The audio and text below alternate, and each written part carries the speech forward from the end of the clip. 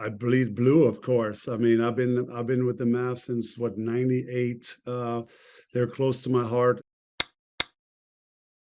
So we created this tennis event because, first of all, I'm a big tennis fan, and that tennis was my first sport. And as with the Dirk Nowitzki Foundation, we wanted to put on our own event with something that we love. And everybody does. There's golf events and all sorts of stuff. That's just not me. I'm not a big golfer, so I wanted to put something on that I love doing.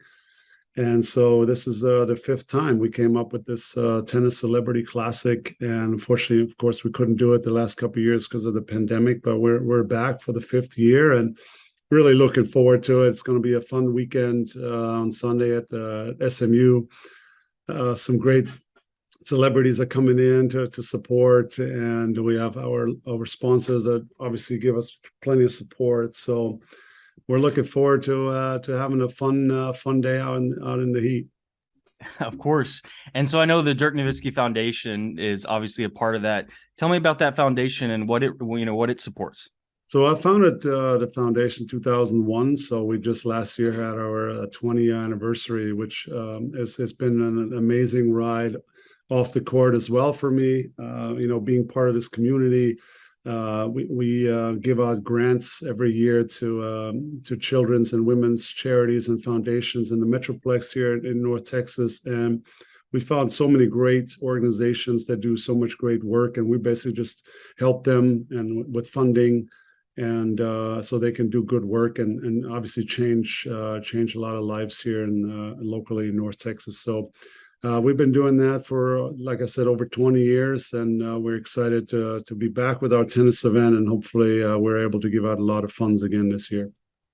Yeah, and I saw, one of the guys playing, Luka's in the tournament, and I'm sure plenty of people in Dallas want to know, give us a little sneak peek. Is he going to be out there?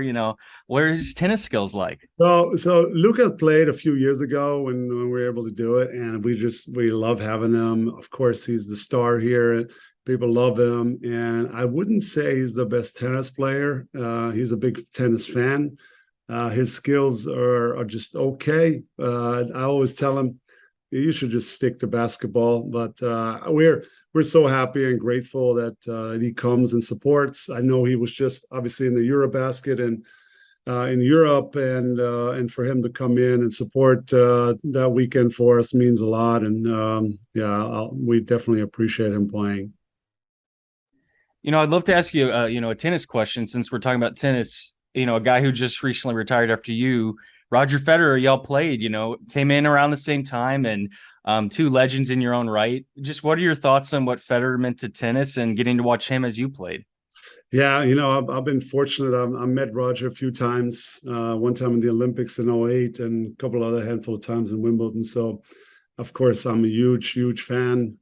Just talking to him, picking his brain, what he did off the court as well as on the court, to me is one of the goats of the sports, of course. And to lose Serena and Roger within just a couple of weeks is very sad and emotional for me as a tennis fan who's followed the sport for the last 40 years. So they'll definitely leave a huge hole to fill, but both tremendous personalities, tremendous athletes, and they did so much good also off the court. So just big fan over here.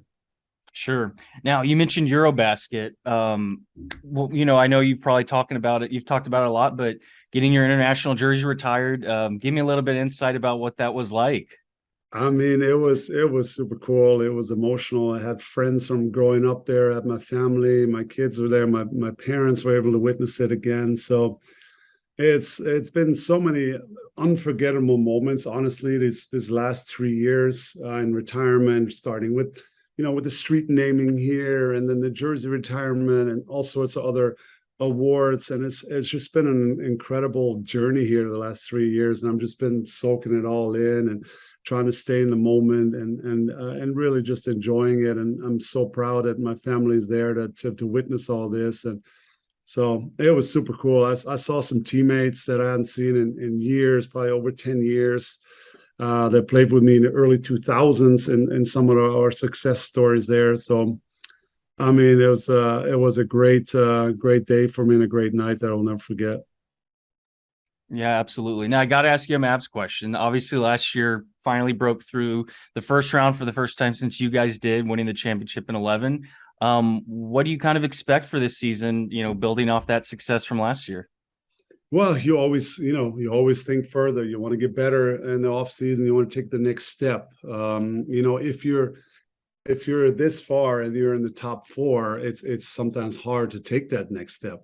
So we'll just have to wait and see how this season goes. I think we have the great core in place with Luka. We can build around. I think, of course, we have the coaches and everything in place that they showed that last year, and we'll just have to wait and see how the season goes. I think, losing Brunson is of course tough. He was a very big part of what we're doing the last few years. But hopefully by adding Timmy Hardaway back in the mix and some other guys, we can make up for it. But sometimes it takes a while to build something, and last year was a fun year, and let's see if we can build on that and have the right pieces in place to repeat that and see what happens. Not just your connection to Dallas, but staying connected to the Mavs, and we see at the games, and still being enjoying your retirement, but also still being connected to this city and the organization. Why did you feel motivated to do that and to still kind of be connected even in retirement?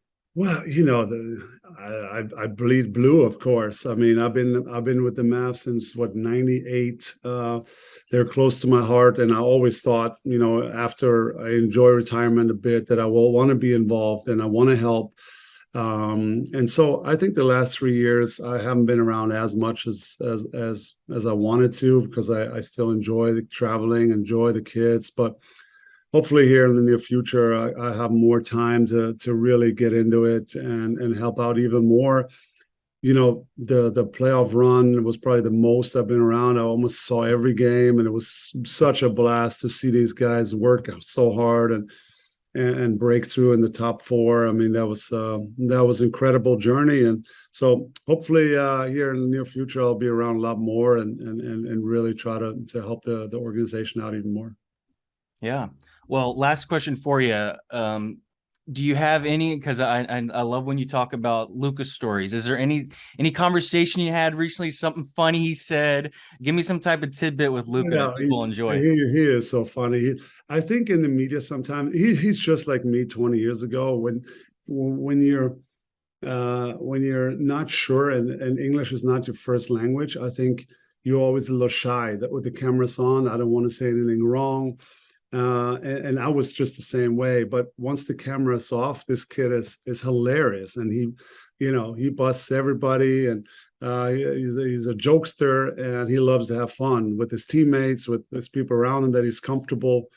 And so I think with me, he feels fairly comfortable. So he says whatever, and we usually enjoy each other's company. I didn't see him that much this summer, even because he obviously played, and I was there just as an ambassador for the Euros. So I didn't really get to see him much, but we'll spend some time here, hopefully before the season starts. And, he knows that anything he ever needs, I'm more than happy to help him out. If it's on or off the court, he knows that I'm always in his corner. He's such a great kid. He's got a huge heart, and he wants to do well. And so if there's anything I can ever do for him, I'm happy to do so.